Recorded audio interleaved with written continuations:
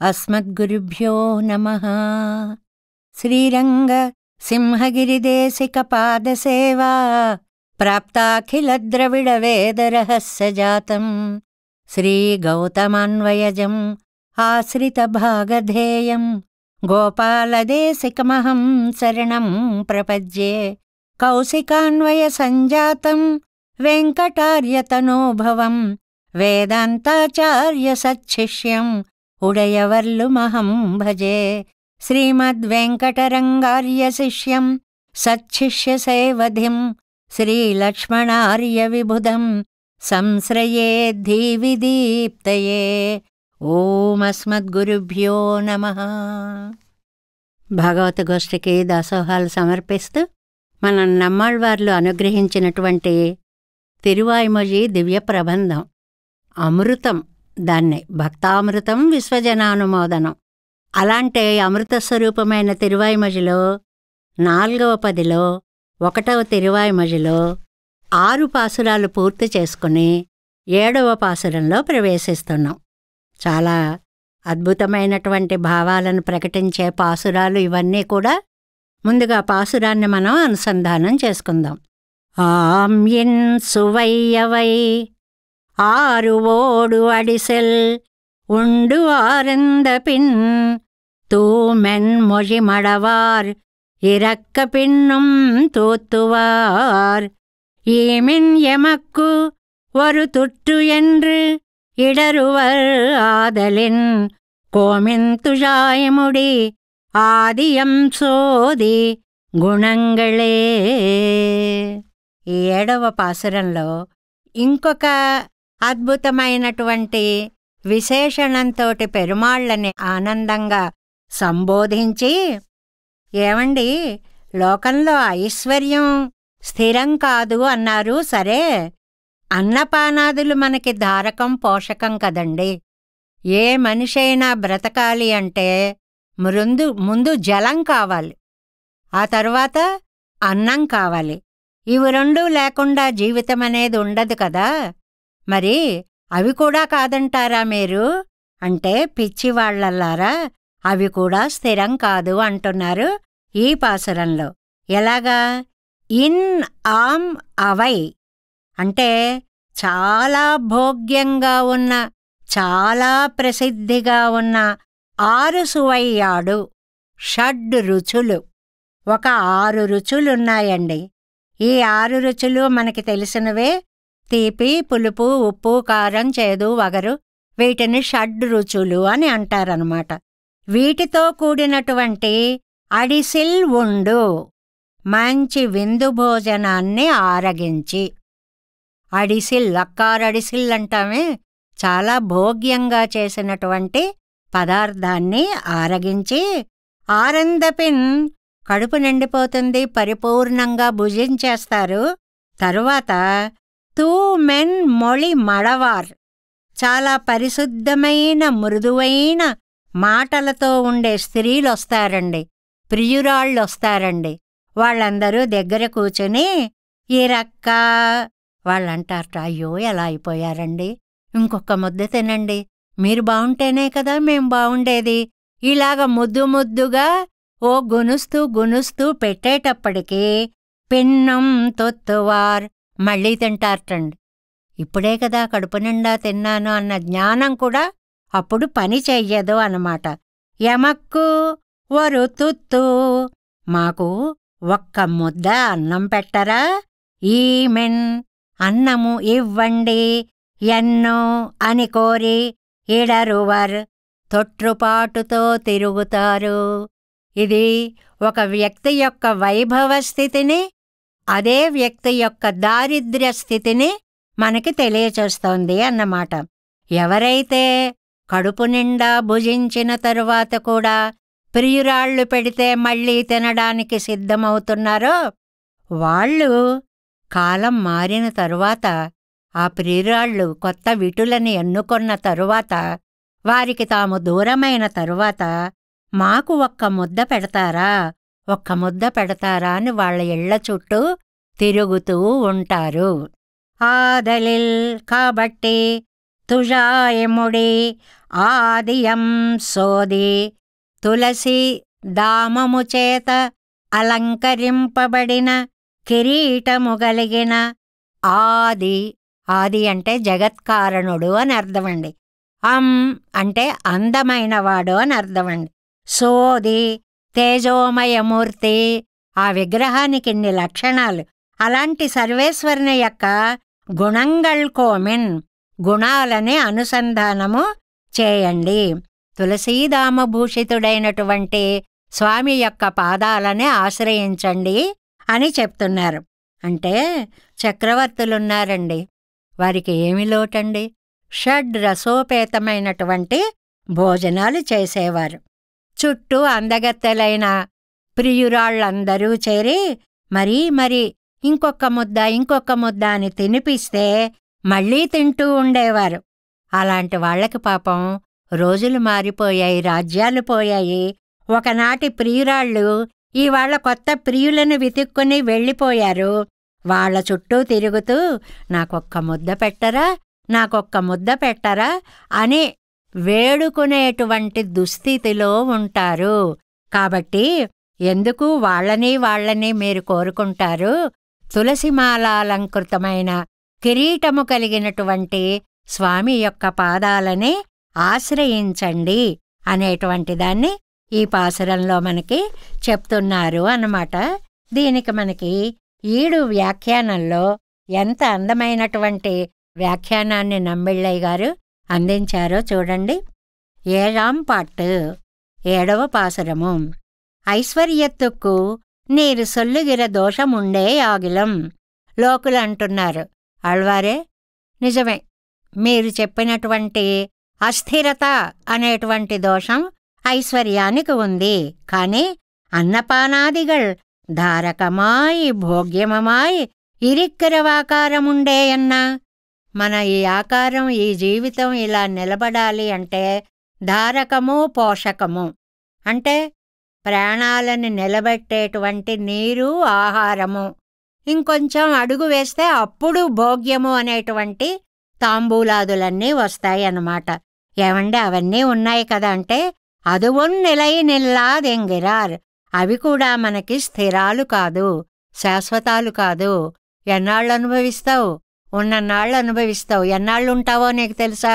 జీవితమే అశాశ్వతం అయినప్పుడు ఎన్నాళ్ళుంటావో నువ్వు చెప్పలేనప్పుడు నీ భోగాలు నీకు శాశ్వతంగా ఎక్కడ ఉంటాయ్యా అంటున్నారు. అంటే పాసురంలో పూర్వార్ధంలో ఒక చక్రవర్తి యొక్క హోదా వైభవాన్ని, తర్వాత ఉత్తరార్ధంలో అది దశ తిరగబడినప్పుడు ఉండే దైన్యావస్థని గురించి చెప్తున్నారు. ఆమిన్ సువై ఆన ఇనియ సువై నన్రాన నల్లరసం. చాలా అందమైన చక్కటి 6 రుచులతో కూడినటువంటి భోజనం, సాపాటు అన్నమాట. అవై ఆరోడు. అవెన్నండి? షడ్రసం ఎన్ను ప్రసిద్ధమాన అత్తోడే కూడా. 6 రసాలతో కూడిన షడ్రసోపేతమైన సాపాటు అన్నట్లుగా. అడిసిలుండు. అడిసిల్, సోరు అని 2 పదాలున్నాయండి. ఇక్కడ వాడిన పదం చూడండి. అడిసిల్ అంటే మంచి అద్భుతమైనటువంటి మధుర పదార్థాలతో, 6 రుచులతో కూడిన పదార్థాలతో ఆరగించే విందు భోజనానికి అడిసలుండు అని పేరు. మరి తర్వాత తినేది సోరు. ఏదో ఒకటి కాలే కడుపుకి మండే బూడిద అన్నట్లుగా ఏదో కొంత తినడము అని అర్థం అన్నమాట. అది మున్బు ఇరందుండు తిరిందవన్ వాజి అరిసిప్పెత్తు జీవక్క పుక్కవారే ஒரு வெள்ளாட்டியையும் சம்பாதித்து முதலியார் என்னவும் பண்ணி అడిసలుండా నిన్నార్ ఎన్నవం పన్నం. ఒకానొక దశలో వీళ్ళు బాగానే సంపాదించారు, రాజ్యాలు సంపాదించారు, వైభవాలు వచ్చాయి, భోగాలు వచ్చాయి, ప్రియురాళ్ళు వచ్చారు, అద్భుతమైనటువంటి షడ్రసోపేతమైన విందులు, బంగారు పళ్ళాలలో సాపాటు, అందులో వేడివేడి అన్నం మీద బంగారు రేకులు వేసుకుని మరీ ఆరగించి ముదలియార్ ఎన్నవం పణ్ణి. అబ్బో చాలా పెద్దవాళ్ళండి వాళ్ళు చాలా గొప్పవాళ్ళండి అని లోకం అనుకునేలాగా అడిసిలుండా నిన్నారెన్నవం పన్నం విందు భోజనాలు చేసిన మహనీయులే ఆరందపెన్. అప్పుడు వాళ్ళు అప్పుడే సాపాటు చేసి ఇంక పొట్ట పట్టదన్నట్లుగా తినేసి వచ్చేవారటండి. కండతడయ్యం సంపాదిత్ కండతడయ్య విట్టు వైత్తై నిరప్పి ఉదిరంకుడెత్తు వాయు విట్టు అట్టై పోలే పెయరవం తిరియవం మాట్టాదే. నంబిళ్ళయ్య గారికి ఎంత జాలో ఈ జీవాలను చూసి, ఈ ప్రాణికోటిని చూసి. వాళ్ళుట మొత్తం కడుపు నిండా ఇంక కొంచెం కూడా పట్టదు అనేలాగా తినేశారటండి. అది తినేసిన ఆ వ్యక్తి ఎలా ఉన్నారంటేట, కడుపు నిండా రక్తం పీల్చేసిన జలగా అటూ ఇటూ ఏమాత్రం కదలలేకుండా ఎలా ఉంటుందో ఆ పోలిక చూడండి. అసలు అట్టయిపోయే ఉదిరం కుడెత్తు వాయువిట్ట అట్టయిపోలే పెయిరవం తిరియవం మాట్టాదే. అటూ ఇటూ కదలలేక ఉండేలా తినొచ్చారు. అప్పుడే వాళ్ళిలా వచ్చారు. ఇంతలో కిడందు పురళా నిற்குமே అవ్వళవిలే ఇవనెక్కు స్నేహిగళాయిరుప్పార్ సిలర్స్ స్త్రీగళ్ బంధు. ఇంకా అలా తింటూనే ఉన్నారు. ఇంకా చేయి కడుక్కుందాం అనుకునేలోపు ప్రియాతి ప్రియులము అని, మీకు మేము ప్రేమను కురిపించేవాళ్ళము అంటూ కొంతమంది స్త్రీలు వచ్చారండి. వచ్చి వాళ్ళు ఎంత బాగా మాట్లాడతారో చూడండి. ఉడంబు పదరు పోలే ఇరుందదు. అయ్యయ్యయ్యో స్వామి, ఎంత బక్క చిక్కిపోయారండి, ఎంత గడ్డి పరకలా అయిపోయారండి, ఎంత నీరసించిపోయారండి.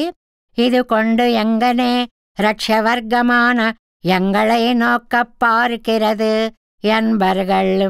మీరిలా సరిగ్గా తిండి తినకపోతే మేమేమేం కావాలి, మాకు చూసే దిక్కే ఉంటుంది, మాకెవరు రక్షకులున్నారు అనేటండి. పక్కన కూర్చుని కొసరి కొసరి గోముగా ముద్దలు చేసి తినిపిస్తారటండి వాళ్ళు. అత్తయ్యకేళా, ఇది నంబిళ్ళయ్య గారి హాస్యం. వాళ్ళ మాటలు వింటారటండి. ఇది పూర్తిగా తిన్నా ఈ రాజు ఆ ప్రియురాళ్ల మాటలు విని, నా ముండిలోమో ఎన్ను ఇవంతాను భ్రమెక్కం, ఏమిటి నేనింకా సరిగ్గా తినలేదా అని తనను చూసి తాను భ్రమపడతాటండి. ఇదోర కొత్త రకమైన భ్రమ అన్నమాట. తిన్నాడు, పొట్ట పట్టదని తెలుసు, అన్నీ తెలుసు. ఏంటి నేనింకా సరిగ్గా తినలేదా, ఇంకా తినగలనా అనుకుంటాటండి. మున్బివర్గళ్ అపేక్షిత్తాల్ మరక్కుమే ஒரு திரளையைத் திரட்டி இதன் பிடியன் பர்கள் பின்னை புஜியாதுஜிய மாட்டானே அப்பேச்சு ఇనుమయ్యిలే తువక్కొండు పెన్నయ్యం భుజియా నిற்கும். వాళ్ళందరూ కూడా ఆ సమయంలో, ఆ డబ్బున్న సమయంలో ఆ ప్రేమను వర్షించే వాళ్ళందరూ కూడా వచ్చి, ఇదిగో ఇది నా ముద్ద, ఇది నీ ముద్ద అని పెట్టేటప్పుడు మనం ముద్దుగా పిల్లలకి పెడతామే, నాన్న ముద్ద తినమ్మా, అమ్మ ముద్ద తినమ్మా అంటుంటామే. అలాగా ఇదెన్ పిడి ఎన్బర్గళ్ పిన్నై భుజియాదుజయ మాటానే అప్పేచ్చి నినుమయ్యిలే. ఆ స్త్రీలయందు ఉండేటువంటి వ్యామోహంతోటి తువక్కొండు మోహపడిపోయి పెన్నయ్యం భుజియా నిற்கும், మళ్ళీ నోరు పట్టి తినేస్తారటండి. ఇందాక తను తిన్నప్పుడే కదలలేని జలగా అన్నారు. ఇంక ఇప్పుడు మళ్ళీ నోరు పట్టి తిన్న తర్వాత ఎవనికి ఏమని పేరు పెట్టాలో ఎరుంగన్ నేర్చునే అని మనకి నీతి శతకకారుడు అన్నట్టుగా వాడికి ఏం పేరు పెట్టాలో మనకి తెలియదనమాట. ఇవరుగళై ఇక్కట్టళై ఇలే వేరే ఒరువన్ కై కొళ్ళుమే. కాలం ఎంత మారిపోయిందండి, అంతలో రాజ్యాలు పోయాయి. ఈయన్ని ఆశ్రయించిన ప్రియురాండ్లు కొత్త రాజును చేపట్టారు. ఇప్పుడు అతని చుట్టూ చేరారు. அவர்களையும் మున్బుత్తయ్యవనైపోలే ఇరంతొట్టా నిర్పర్గళే ఇవర్గళ్.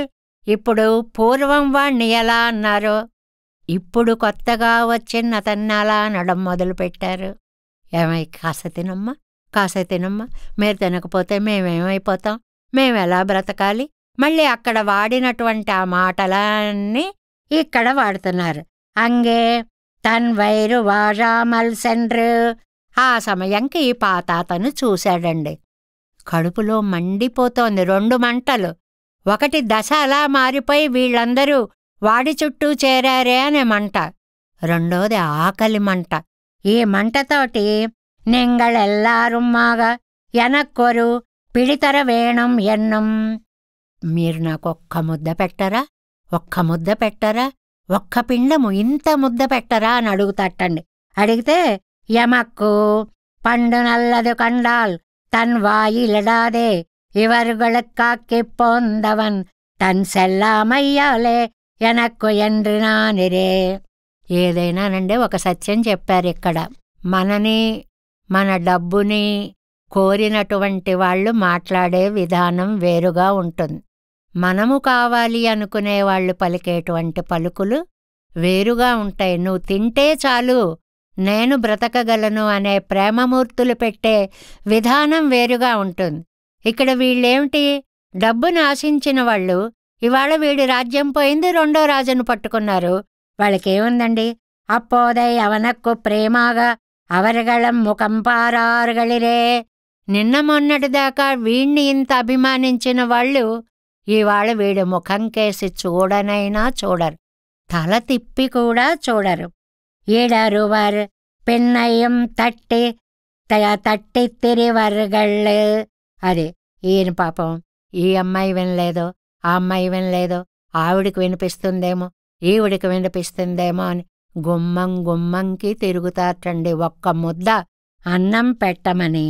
అంటే నాయనా, నీ దగ్గర సొమ్మున్నంతకాలం అది అనుభవించడానికి నీ దగ్గర చేరేవారే గాని నీ దగ్గర డబ్బు లేకపోతే నిన్నెవరూ ఆదరించరనేది జీవిత సత్యము. ఎందువల్లంటే ఎక్కడ బెల్లం ఉంటే అక్కడే చుట్టూ చీమలన్నీ చేరతాయి. ఇది లోకంలో సామెత కదా. ఆదలిల్ ఆనపిన్బు. కాబట్టి ప్రతి దాంట్లో పూర్వార్ధంలో ఒకటి చెప్పి ఒక దృష్టాంతం, 2వ దాంట్లో అందువల్ల పెరుమాళ్లను సేవించండి అని ఆలంకారికమైనటువంటి శైలిలో చెప్తున్నారనమాట.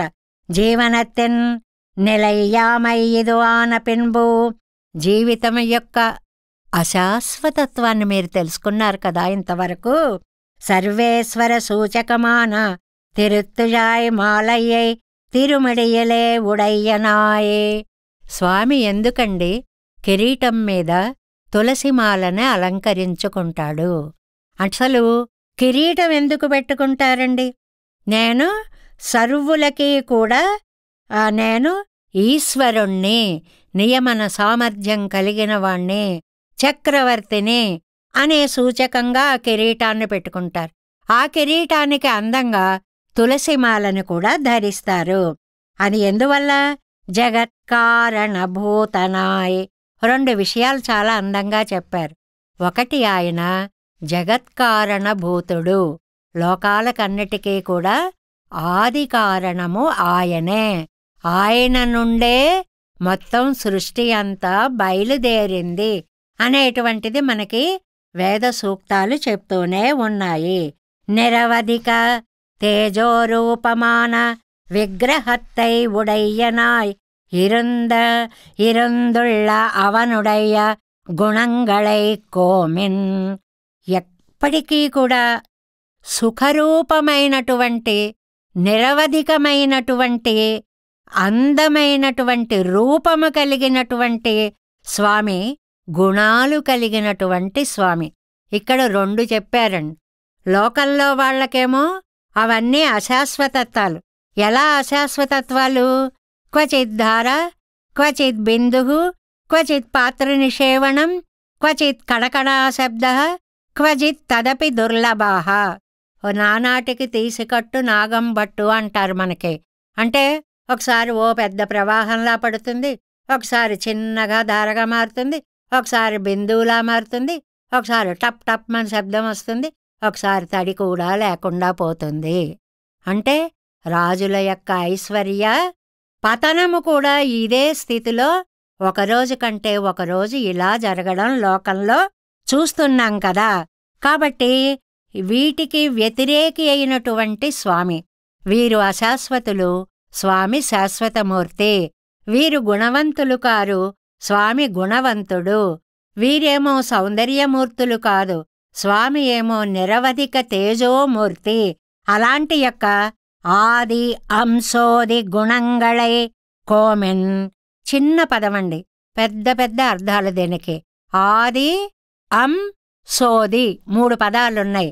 ఆది అంటే మొత్తం సర్వ జగత్ కారణత్వం చెప్పబడింది.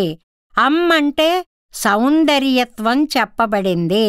తర్వాత గుణంగళ్ళంటే స్వరూప స్వభావాలన్నీ కూడా చెప్పబడ్డాయి. అంటే అటు స్వరూపము ఇటు స్వభావము కూడా శాశ్వతమైనటువంటివి, స్థిరమైనటువంటివి. అలాంటి ఉత్కృష్టమైనటువంటి గుణాలు కలిగిన స్వరూపగతమాయం విగ్రహగతమాయం ఉళ్ళ కళ్యాణ గుణంగళే చేర్తు అనుభవియుంగోళ్. అది స్వరూపగతం అంటేనేమో ఆత్మగుణాలకి సంబంధించినదండి. విగ్రహగతం అంటే దేహానికి సంబంధించిన సౌందర్యం. దేహగత సౌందర్యం అంటే మంచి తిరుముఖ మండలం ఉండడం, పెద్ద పెద్ద కళ్ళుండడం, తీర్చినట్లుండే నాసిక ఉండడం, ఇలాంటివన్నీ విగ్రహ సౌందర్యాలు.